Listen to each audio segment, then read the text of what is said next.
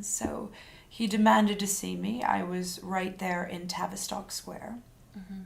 And there was a hotel where I just went inside and waited.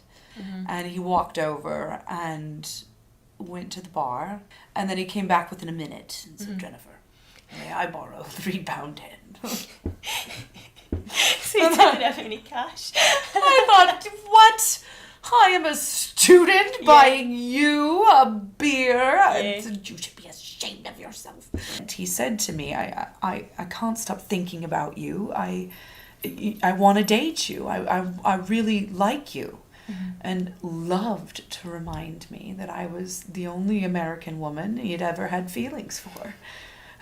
To which, I said, look, I get it, and so he was very clear, upfront, transparent. Mm-hmm. There were no secrets. I think this time when he came over, there was a certain nervousness and excitement because, this friendship was very clearly evolving into something more than friendship. So there was this nervous anticipation. It's like all new relationships. Things are exciting and fun. And, this one I felt very reserved about. Mm-hmm. I felt a very cautious, tread carefully reservation from day one and always. But once the precipice is crossed, the dynamics in the relationship change. Mm-hmm. So there becomes a different kind of, I thought,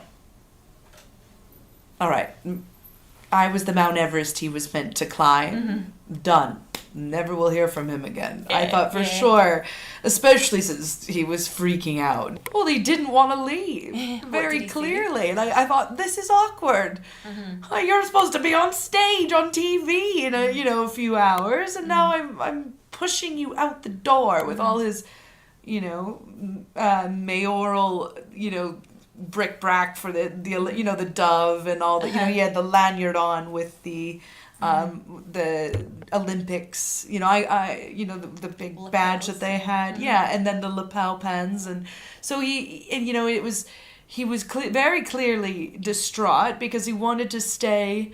I think I couldn't even find a sock. It was just the most bizarre, experience. So one of his socks went missing. But that, that's part of life. I mean, that was one of these kind of, everybody's been in those awkward situations, especially when the anticipation builds up. Yeah.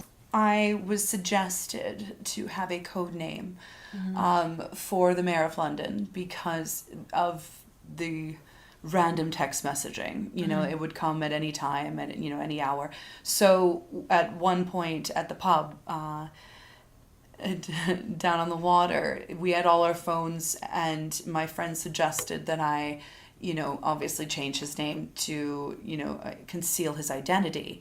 And I asked what name, what should I call him, and he just responded, Alexander the Great.